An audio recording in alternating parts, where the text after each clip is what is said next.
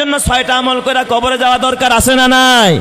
আমার জীবনের বাস্তব আরে বাবা, মিনার ময়দান 2022 সালে আমার মাকে নিয়ে যখন করোনার পরে প্রথম যে বছর হজের অনেক দিন পরে যখন হজের অনুমতি দিল 22 সালে আমি আমার মাকে নিয়ে হজে গিয়েছিলাম। ওই বছর মিনার ময়দানে মিনার তাঁবুতে অবস্থান করতেছিলাম। তো আমার মা ওই যে ওরা তো হিট দিয়ে খাবারটা তৈরি করে আর কি, ওই যে আপনার যেটা বিরিয়ানি বা যেটাকে আপনারা বলে থাকেন আর কি, ওই যে চাইনিজের মতো খাবারটা দেখতে কাঁচা কাঁচা লাগে, মনে হয় যেন রান্না সিদ্ধ হয় নাই ভালো করে। আসলে হিট হয়েছে ভালোই, গোস্তটা নরম হয়েছে, কিন্তু আম্মা এই খাবার দেই খাই তার রুচি তার ধরে না, আর খাইতে পারে না। একটু খাবার শূন্য হয়ে পড়লেন। হঠাৎ করে আমি আম্মাকে জিজ্ঞাসা করলাম, আম্মা আপনি কি খাবেন? মিনার ময়দান, তারও কষ্ট আমারও কষ্ট। চিন্তা করলাম কি দেওয়া যায় আমার মাকে। কয় বাবা যদি একটু খেজুর হয় এটাই যথেষ্ট হবে, আর যদি 3 ফল হইতো। আমার মা এটা চায় বসছে যদি 3 ফল হইতো, কিন্তু মিনার ময়দানে আশেপাশে কোথাও কোনো দোকানপাট নাই যে আমি কিছু কিনে দিব। মক্কায় থাকলে দেওয়াটা কি ছিল, সহজ ছিল, কিন্তু মিনার ময়দান থেকে আশেপাশে কোনো দোকানদার নাই। মা তো চায় বসছে 3 খাবে। আমি চিন্তায় পড়ে গেলাম, আল্লাহ এটা তো আমার মা, মায় তো বুঝবে না এখানে আছে না নাই, আল্লাহ আমি কেমনে দেব, তুমি সারা দেওয়ার মালিক কেউ নাই। দিলের মধ্যে ব্যথা। আমরা মিনা থেকে যখন বের হয়ে যখন আমরা আরাফার দিকে রওনা করব, আরাফার ময়দানে রওনা করব, ওই আগের রাতেই আম্মা বললেন, আমার ভিতরে চিন্তা, মনে মনে দোয়া করি আল্লাহ ব্যবস্থা করে দাও। আমি যখন বের হইলাম হাজিদের বিশাল কাফেলা নিয়ে, সাথে আরো অন্যান্য হাজিরাও, দেখি একটা গাড়ি দূর থেকে থাইমাকায় ইয়া হাজি তাল তাল ডাকতেস, ইয়া হাজি তাল তাল ডাকতেস। তো কেন যেন এই আওয়াজটা সর্বপ্রথম আমার কানে আসছে। তা আমি একটু আগায় গেলাম, আমি বুঝতে পারিনি, কৌতূহল। আমি ভাবছি কি এরা মনে হয় কিছু চিনে না, হয়তো আমাদের কাছ থেকে লোকেশন নেবে বা কিছু সেটা জিজ্ঞাসা করবে, কিন্তু ওনারা তো মক্কার মানুষ, মরুভূমির মানুষ। আরবিতে ডাকতেছে ইয়া হাজি তাল, হাজি এদিকে আসো। কাছে গেলাম, এই বড় বড় পোটলা, একটা আমাকে দিছে, পাশে আমার মাও ছিল, আমার মার হাত ধরা, আরেকটা আমার আম্মারে দিছে, আরো কয়েকজন হাজিরা গেল, সবারে প্যাকেট দিতেস। আমি চিন্তা করলাম এটার মধ্যে আবার কি খাবার। কসম আল্লাহ, কিছুক্ষণ পরে যখন আমরা এক জায়গায় রেস্টে বসলাম, প্যাকেটটা খুইলা দেখি ওই প্যাকেটটার মধ্যে অন্তত 1 কেজি খেজুর হবে, আর 1 কেজি 3 ফল হবে, পানিও আছে, জুসও আছে, সব আছে। সেজদায় পড়ে গেলাম আল্লাহর কাছে, মারে বুঝাইতে দিলাম না। আল্লাহ ডাক দিয়া বললাম, আল্লাহ গো তোমার ওয়াদা মিথ্যা না, পবিত্র জায়গার দোয়া যে কবুল হয়, তুমি তো বলেছো উদউনি আস্তাজিব লাকুম, বান্দা আমার কাছে চা, আমি আল্লাহর সাথে সাথে দিয়া দিব। আমি নিজের চোখে দেখেছি আল্লাহর সাথে সাথে দিছে। বলেন তো দেওয়ার মালিক কে? আরো জোরে বলেন না, দেওয়ার মালিক কে? ওই আল্লাহ এখনো আছে না নাই? আরো জোরে কান, আল্লাহ আছে না নাই? এ আমার বাজান, মান হাবারা বিরান, যে মানুষের কল্যাণের জন্য পানির ব্যবস্থা করে দেয়, পানির ব্যবস্থা করে দিয়ে আপনি মরে গেছেন, আপনার ইন্তেকালের পরে যদি আপনার এই কল থেকে একটু পানি কেউ পান করে, অথবা কেউ একটু পানি দিয়া মুখ হাত ধোয়, কসম আল্লাহ, এই যে লোকটা ওযু বানায় অথবা একটু পানি পান করে, এই পানি পান করার দ্বারা সে যেই পরিমাণ নেকি কামাই করলো, এর দ্বারা সে যতটুকু খুশি হইল, আরশের মালিক খুশি হইয়া এই নেকিটা আপনার আমল নামায় আপনার কবরে আল্লাহ পৌঁছায়া দিবে। চিৎকার মেরে কোন সুবহানাল্লাহ। এটা করবেন। আর আমাদের দেশের অবস্থা কি জানেন? যদিও দিয়ে একটা কল টল থাকে, শিকল দিয়া তালা মেরে রাখে, শিকল দিয়া তালা মেরে রাখে, জানে কেউ পানি নিতে না পারে। না বাবা না, নেয়া যাক পানি, নেয়া যাক, পানি দিয়া দিবা, ফ্রি দিবা। পানি তোমার বানানো না, পানি তোমার বাবার না, পানি তোমার মায়ের না। পানি তাও কি পানি, ঠান্ডা পানির ব্যবস্থা করে দিস। কবরে যাবেন, কবরে যাওয়ার আগে মানুষের জন্য পানি ফ্রি করে দিয়ে যান। আপনি দিবেন পানি, আমার আল্লাহ দিবে আপনাকে রহমত আবে জমজম। সুবহানাল্লাহ জোরে কোন সবাই। আমার আল্লাহ শুধু হাউজে কাউসার দিবে না, আমার আল্লাহ আপনাকে হাউজে কাউসারের পানি পান করাবে, নবীর হাতে হাত ধরাবে, নবীর সাথেই খোদার জান্নাতের মেহমান বানাবে। চিৎকার মেরে করেন আল্লাহু আকবার। এই জন্য পানি নিয়া কখনো কারোর সাথে কি করবেন না, প্রতিবন্ধক হয়ে দাঁড়াবেন না। পানি নিতে চাই, নাও ভাই নাও, পারলে একটা মগ, পারলে একটা কিছু ওখানে সুতাটা বেঁধে দেন যে মানুষ যেন 1 গ্লাস পানি পান করতে পারে। আপনার জীবন ধন্য হবে আপনার পানি থেকে যদি কেউ 1 গ্লাস পানি পান করে। আর যদি গরিব মানুষ হয়, দেখবেন আমাদের গ্রামের মধ্যে গরিব মানুষরা মেয়ের বিয়েতে তার মেয়ে দেখতে আসছে, ঘরে গ্লাস নাই, কাপ নাই, একটা বিছনার চাদর নাই, গরিব মানুষ ভাড়া থাকে, মেয়ে দেখতে আসছে। এই বেচারি কেনার মতো সামর্থ্য নাই। পাশের ফ্ল্যাটের বা পাশের বাড়িতে সব আসে, সুকেশ ভরা, যায় বলছে, ভাবি সাহেব, আমার মেয়েটা দেখার জন্য আজকে একটা ছেলে আসার কথা, ভাবি 4টা পিরিচ দিয়েন, 2টা গ্লাস আর 2টা কাঁচের প্লেট যদি দিতেন, আমি মেহমানদেরকে একটু মেহমানদারি করাইতাম। এটার জন্য তার ডেকোরেটরের কাছে যাওয়াও কিনা সম্ভব না। দেখবেন কিছু কিছু বখিল কামজুস, এরা কি কয়, মাইয়াই যে চাবি কই থুলো, চাবি দি পাইতাছি না। কথা কন না কে? মাইয়াই যে চাবিটা কই রাখলো, সুকেশের চাবি তো পাইতাছি না। সারা বছর এই সুকেশের এই গ্লাস পিরিচ কোনো কাজে লাগায় না, শুধু সাজায় রাখছে।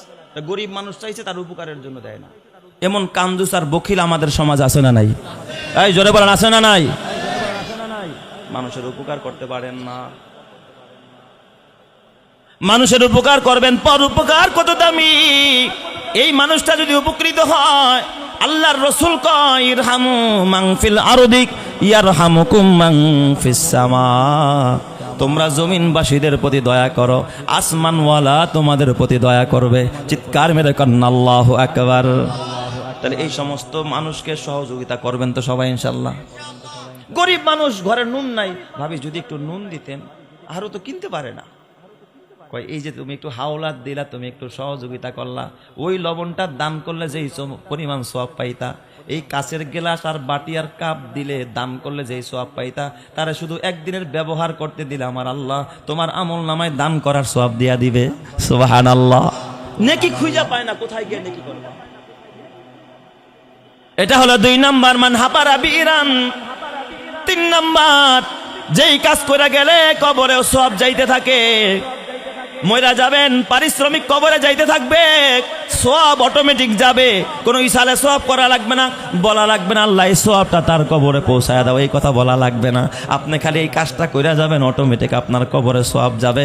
আল্লাহর নবী কয় 3 নম্বর হলো মান করাসা শাজারাতান, যেই ব্যক্তি একটা গাছ লাগায়া তারপর ইন্তেকাল করে।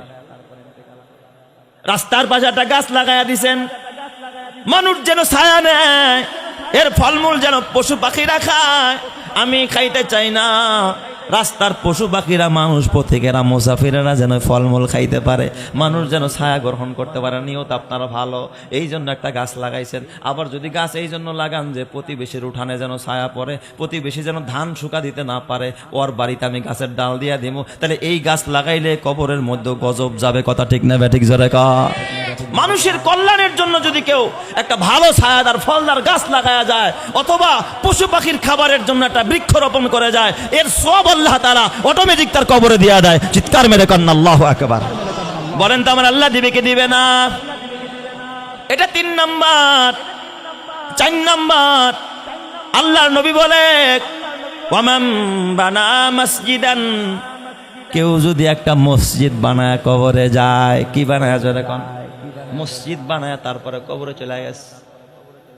মসজিদের জন্য জায়গা দিছে, মসজিদ বানায়া দিছে, ইটা দিছে, মসজিদের টাইলস দিয়ে দিছে, মসজিদ বানায়া দিছে, একটা ঈদগাহ বানায়া দিছে, একটা কবরস্থান বানায়া দিছে, একটা মাহফিলের জন্য জায়গা দিয়া দিছে, এরপরে কবরে চলে গেছে। বলা লাগবে না আল্লাহর সওয়াব তার কবরে পৌঁছাও, বলা সারা অটোমেটিক যত নেক আমল হবে এই মসজিদের ভিতরে, এর একটা অংশ আল্লাহ তাআলা ওই জমিদাতা, ওই মসজিদ দাতা, ঘর দাতার কবরে আল্লাহ অটোমেটিক পৌঁছায়া দিবে। চিৎকার মেরে কন্না আল্লাহু আকবার। বলেন আল্লাহ পৌঁছাবে কিনা? আর যদি মরার আগে ক্লাবের মধ্যে একটা টিভি দিয়া তারপরে মরেন, কয় যা তোরা যুবকরা আমার লগে চলিস, তখন ক্লাবে একটা টিভি কিনা দিমনি। এমন পিসাব তো আমার এলাকায় নাই, আমাকে মিরপুরে আছে, আপনাকে এলাকায় নাই। যা একটা টিভি দেখিস, তোরা টিভি দিয়া দিলাম, তখন কয়জন যা। কবরের মধ্যে কি যাবে? কথা কয় না, হ্যাঁ নেকি যাবে। আপনারা সংশয়ের মধ্যে পড়ে গেছেন। কসম আল্লাহর, কসম আল্লাহর, এ আমার বাবা, কেউ টাকা দিয়া সিগারেট কিনে খায়, কেউ টাকা দিয়া নাইট ক্লাবে যায়, কেউ টাকা দিয়া ডিশের লাইনের বিল দেয়, আবার কেউ টাকা দিয়া টুপি কিনে, মেসওয়াক কিনে, যায় নামাজ কিনে, কেউ টাকা দিয়া কোরআন কিনে, হাদিস কিনে। কারে দিতেছেন, কোন জায়গায় দিয়ে আপনি নেকি কামাই করতে চান? জায়গা চিনলেন না, কবরে গেলে চিনতে সময় লাগবে না, কথা ঠিক কিনা? আমার বাবা বেজার হয়েন না, রাগ করেন না। মামবানা মসজিদান, যে মসজিদ বানায় মরা যায় ওই মানুষটার কবরে অটোমেটিক সওয়াব যাইতে থাকে। এই জন্য আল্লাহর নবী কয় মামবানা লিল্লাহি মসজিদান বানাল্লাহু লাহু বাইতান ফিল জান্নাহ, যে আল্লাহর জন্য মসজিদ বানায় আমার আল্লাহ তার জন্য জান্নাতের ঘর বানায়। চিৎকার মেরে কন্না আল্লাহু আকবার, আরো জোরে বলেন আল্লাহু আকবার। এ আমার বাবা, এই জন্য আপনি বুঝেন, একটা এতিমখানা বানায় কবরে যায়েন, একটা মসজিদ বানায় কবরে যায়েন। আপনি কবরে যাওয়ার পরে অটোমেটিক আপনার কবরে সওয়াব যাইতে থাকবে, আপনার কবরে নেকি যাইতে থাকবে, এই কাজের মায়না যাইতেই থাকবে। কেউ বলুক আর না বলুক, কেউ চাক আর না চাক, কেউ দোয়া করুক আর না করুক, অটোমেটিক আপনার কবরে সওয়াব যাইতে থাকবে। এই জন্য সিদ্ধান্ত আপনার রে বাবা, ঘরটারে তুমি কি বানাইবা? কোরআন তেলাওয়াতের ঘর বানাইবা নাকি নাচ গানের ঘর বানাইবা? ঘরটারে তুমি গান বাজনার জন্য তৈরি করবা না কোরআনের জন্য তৈরি করবা? এবার সিদ্ধান্ত তোমার। তোমার ঘরে যদি গুনাহ হয়, তোমার টাকা দিয়া ঘর বানানো, তোমার টাকায় সোফা কিনা, এই সোফায় বৈশা যদি কেউ ছায়া ছবি দেখে, তুমি বাবার কবরে কিন্তু অটোমেটিক গুনাহ যাইতে থাকবে। আর তোমার খাটে বৈশা যদি কেউ কোরআন পড়ে, এই কোরআন তেলাওয়াতের সওয়াব তোমার কবরে যাবে। ঠিক বললাম না বেঠিক বললাম? সিদ্ধান্ত আপনার। আজকে কবরবাসীদের উদ্দেশ্যে এই মাহফিল, তারা কি পায় আপনি জানেন? আপনি ভালো কাজ করলে আপনার বাবা ভালো কাজের ফল পায়, আপনি খারাপ করলে আপনার বাবা খারাপ কাজের ফল পায়। আপনি যেদিন কবরে চলে যাবেন, আপনার ছেলে ভালো করলে ভালো কাজের ফল আপনি পাবেন, আপনার মেয়েটা খারাপ করলে খারাপ কাজের ফলও আপনাকে ভোগ করতে হবে। কথা ঠিক না ব্যাঠিক জোরে কর? এ আমার বাবা, এই জন্য মসজিদ বানায় কবরে যান। 5 নম্বর, আল্লাহর নবী বলে যেই কাজটা করে গেলে কবরে সওয়াব যাইতে থাকে, আল্লাহর নবী বলে মান তারাকাল মাসহাফা, যেই ব্যক্তি মাসহাফ রাইখা গেল। মাসহাফ বোঝেননি? সহিফা মানে কিতাব। এক জায়গায় কিছু কিতাব কিনা দিলেন, এক জায়গায় কিছু কোরআন কিনা দিলেন, আপনি কবরে চলে গেলেন। এই কোরআন যারা পাঠ করবে, এই কিতাব যারা পড়বে, যারা মুহাদ্দিস হবে, মুফতি হবে, হুজুরের মাঝে মাঝে বলেন হুজুর এই মেসওয়াকটা আপনার হাদিয়া দিলাম। মেসওয়াক নিয়ে কি হুজুরের ছবি দেখতে যাবে নাকি? মেসওয়াক বিক্রি করে কি হুজুর বড় লোক হয়ে যাবে নাকি? হুজুর টুপিটা আপনারে দিলাম, নেন হুজুর, এটা আপনার গিফট। এই রুমালটা আপনারে দিলাম হুজুর, এই জুব্বাটা আপনারে দিলাম। হুজুর কি জুব্বা গায়ে দিয়া পতিতালয়ে যাবে নাকি? এই হুজুরে যতবার নামাজ পড়বে, যতবার মেসওয়াক করবে, যতবার কোরআন পড়বে, এর সওয়াব আমার আল্লাহ অটোমেটিক আপনার কবরে পৌঁছাইতে থাকবে। সিদ্ধান্ত আপনার। আপনি আপনার কবরকে জান্নাতের বাগান বানাবেন না জাহান্নামের গর্ত বানাবেন। এই জন্য আল্লাহ নবী কয় আল কবরু রাউজাতুম মিন রিয়াজিল জান্নাহ আও হুফরাতুম মিন হুফারিন নার। কবর হবে জান্নাতের টুকরা থেকে একটা টুকরা, অথবা জাহান্নামের গর্ত থেকে একটা গর্ত। আল্লাহ গো, আমাদের সকলের কবরগুলো জান্নাতের টুকরায় পরিণত করো। জোরে কান আমিন, আরো জোরে বলেন আমিন। এ আমার বাবা, 6 নম্বরটা বইলা বিদায়। 6 নম্বর আল্লাহর নবী কয় মান তারাকা ওয়ালাদান সলিহা, যেই ব্যক্তি একটা নেককার সন্তান রাইখা মারা যায়, এই নেককার সন্তান যতটা নেক আমল করবে পিতামাতার কবরে যাবে। বদ আমল করলেও পিতামাতার কবরে যায়, নেক আমল করলেও পিতামাতার কবরে যায়। এই জন্য বাবা সিদ্ধান্ত আপনার। আপনি নেককার সন্তান রাখবেন নাকি বদকার সন্তান রাখবেন? আপনার সন্তান যত ভালো হবে, আপনার সন্তান যত নেককার হবে, আপনার কবরে তত বেশি ভালো সওয়াব পাঠায়া দিবেন যিনি, তিনি কে? আল্লাহ। হযরতে ঈসা পয়গম্বর, তিনি তো মুর্দাকে জিন্দা করতে পারতেন। ঈসা নবীকে আল্লাহ যতগুলো মুজিজা দিয়েছিলেন, ওই মুজিজাগুলোর মধ্য থেকে একটা মুজিজা ছিল মুর্দাকে কি করা?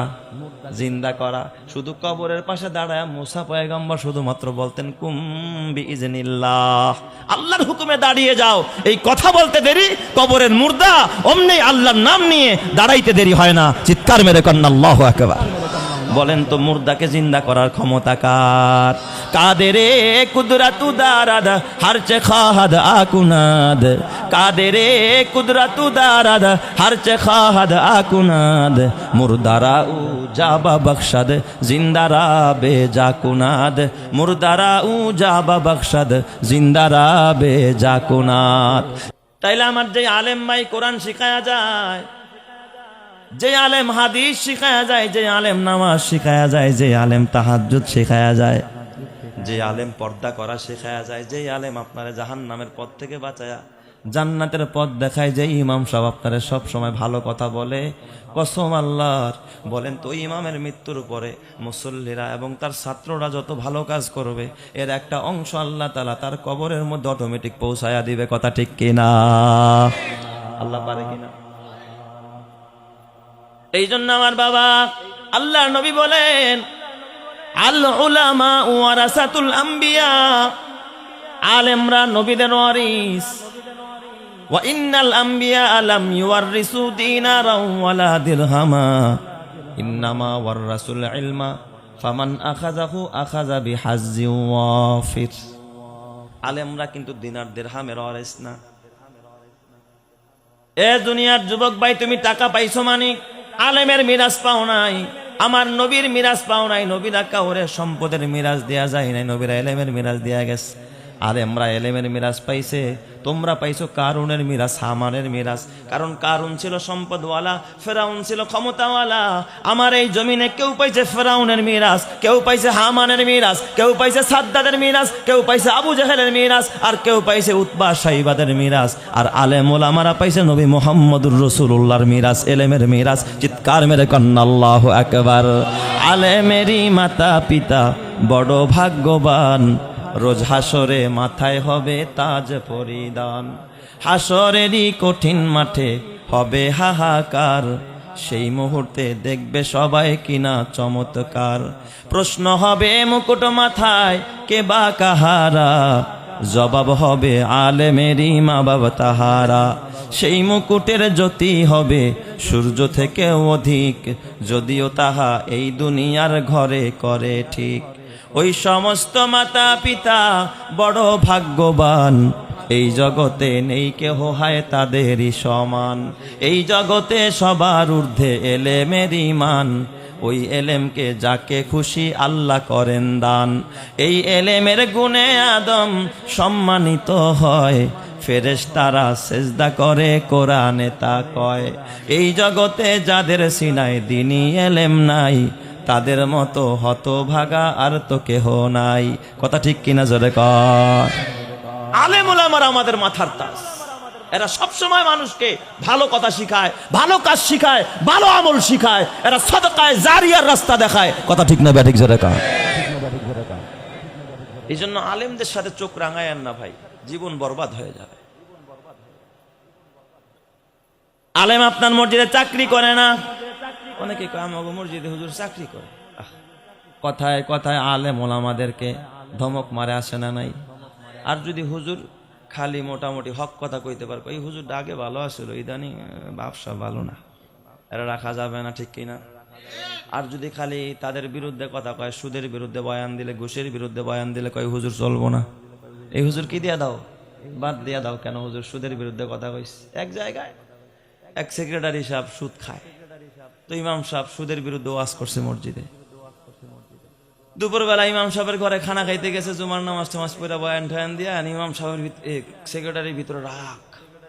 ইমাম সাহেব, আমি যে সুদ খাই এটা কি মসজিদেও বলা লাগবে? বুঝছি আপনারা সভাপতি সাহেব শিখাইয়া দিছে, তাই না? এই ঠিক আছে, মাসটা শেষ হোক, বেতনটা নিয়েন। কারণ এই ইমামের কলিজায় পানি আছে, এই বেচারার কলিজায় পানি আছে। যদি এই কথা শোনায় তাই তো চিন্তা করছে আমার চাকরি তো শেষ, আজও গেছে কালো গেছে। বেচারা চিন্তা করলো এখানে চাকরি করার মতো ব্যবস্থা নাই, কজ দিছে ভাই আমার বাড়িতে তো সমস্যা আছে, আমি আর পারতাছি না। কারণ ওইটাও তো কইয়া যাওয়ার মতো সুযোগ নাই, কারণ গাড়টি সুদ্ধা রেখে দিব। আমার বাড়িতে পারিবারিক সমস্যা, আমি একটু যাচ্ছি। গেছে আরেক জায়গায়, ওখানে যাই ইমাম সাহেব চাকরি নিছে, এশারের নামাজের মধ্যে পড়াইতেছে ইয়াসিন ওয়াল কুরআনিল হাকিম ইন্নাকা লামিনাল মুরসালিন আলা সিরাতিম মুস্তাকিম। ওই মসজিদের আবার সভাপতি সাহেবের নাম ছিল ইয়াসিন। সভাপতি সাহেবের নাম কি? ইয়াসিন। এখন সহসভাপতির ঘরে গেছে খানা খাইতে।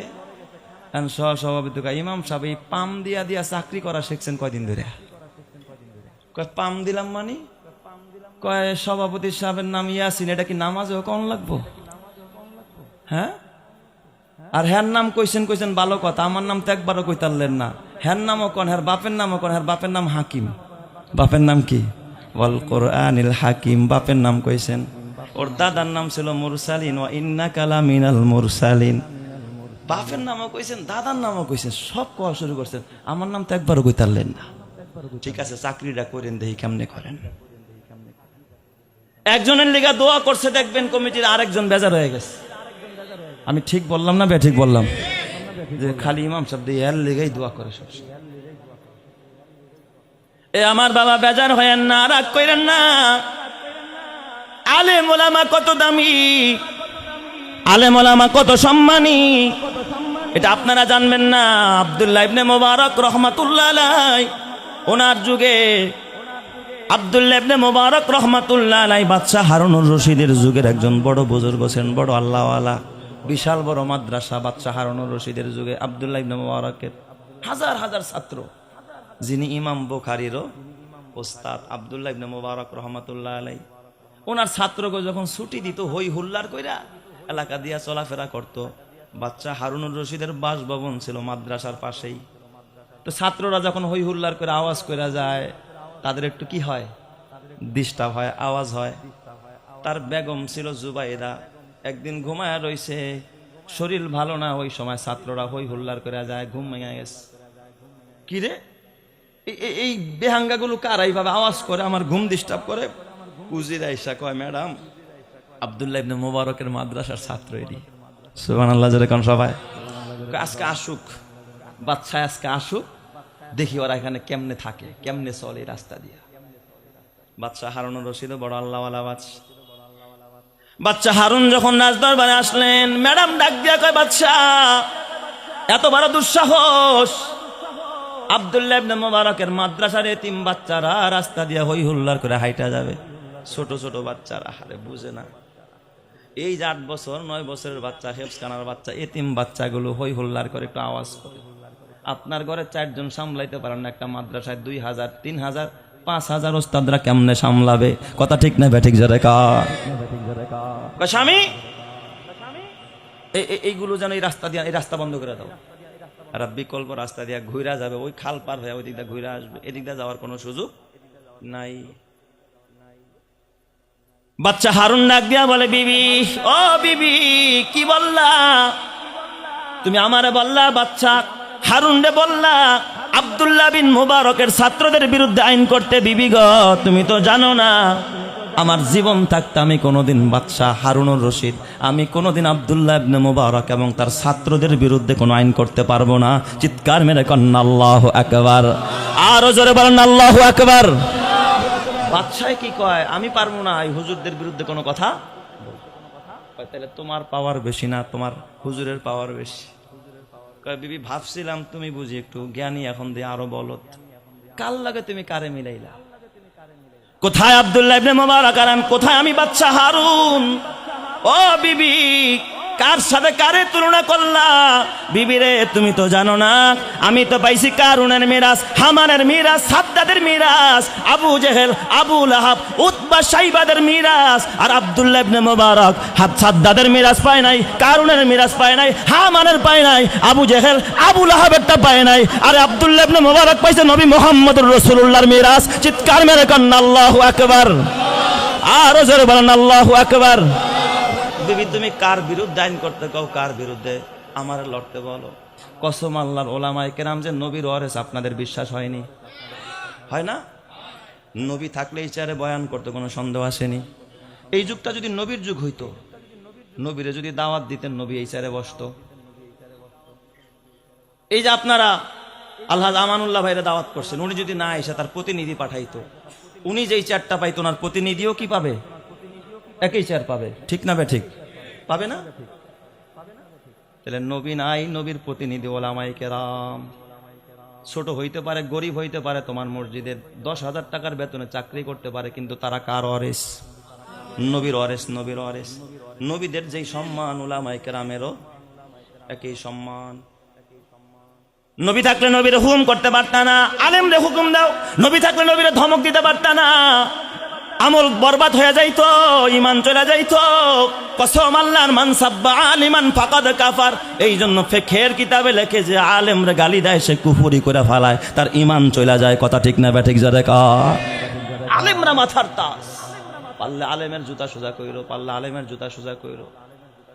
আমার মিরপুরের ঘটনা, বাড়িওয়ালা 3টা বাড়ির মালিক নিয়া আমার জুতা হাতে নিয়ে বের হয়। কি ও ভাই, হাজী সাহেব এটা কি করেন? আমার জুতা আপনি বহন করেন কেন? কয় হুজুর, জীবনে কিচ্ছু করতে পারলাম না, কিয়ামতে তো একদিন বলতে পারবো আল্লাহ একজন আলেমের জুতা হাতে নিয়ে হাঁটছিল। রোজা দিয়াও তো জান্নাত পাওয়ার আশা নাই, কারণ রোজা তো একটা সময় রাখি নাই। কি কন, বালে ঘর পর থেকে রোজা রাখছেননি, তাহলে রোজা দিয়া জান্নাতে যাইতে পারবেননি? কয় নামাজ দিয়া জান্নাতে যাবেন। নামাজ কয় বছর থেকে নামাজ ধরছেন? হজ দিয়া জান্নাতে যাবেন, হালাল টাকা দিয়া হজ করছেন না হারাম টাকা? জানা নাই কি দিয়া জান্নাতে যাবেন। এই জন্য আল্লাহ বলে ওয়াবতাগু ইলাইহিল ওয়াসিলা, একটা ওসিলা তালাশ করো। ওই হাজী সাহেব কাঁদে আর ডাক দেখ, ওস্তাদ জুতাটা বহন করি, শুধু হাতের মধ্যে, মন চায় মাথার মধ্যে নেই। নবী থাকলে নবীর জুতাটাই বহন করত। নবীর একজন সাহাবী হযরত আব্দুল্লাহ ইবনে মাসউদ, তার উপাধি হলো সাহিবুন আলাইন। নবীর জুতা বহনকারী হযরত আব্দুল্লাহ ইবনে মাসউদ রাদিয়াল্লাহু তাআলা আনহু, যে সব সময় নবীজির জুতা বহন করতেন আব্দুল্লাহ ইবনে মাসউদ। এই আব্দুল্লাহ ইবনে মাসউদের কত দাম! তাকে সাহিবুল বিসাদা বলা হয়। নবীর বিছানা বহন করতেন আব্দুল্লাহ ইবনে মাসউদ। নবী কোথাও গেলে বিছানাটা বিছায়া দিতেন, নবীর জুতাটা বহন করে সাথে সাথে রাখতেন। কোন নেতার জুতা টানো, কোন ধনীর শিল্পপতির জুতা টানো, একজন আলেমের জুতা সোজা করে দেখো, আল্লাহ অন্তরটারে সোজা করে দিবে, অহংকার দূর করে দিবে। আমার আল্লাহ তোমার জান্নাতের রাস্তাটা দেখায়া দিবে। কথা ঠিক না ব্যাঠিক?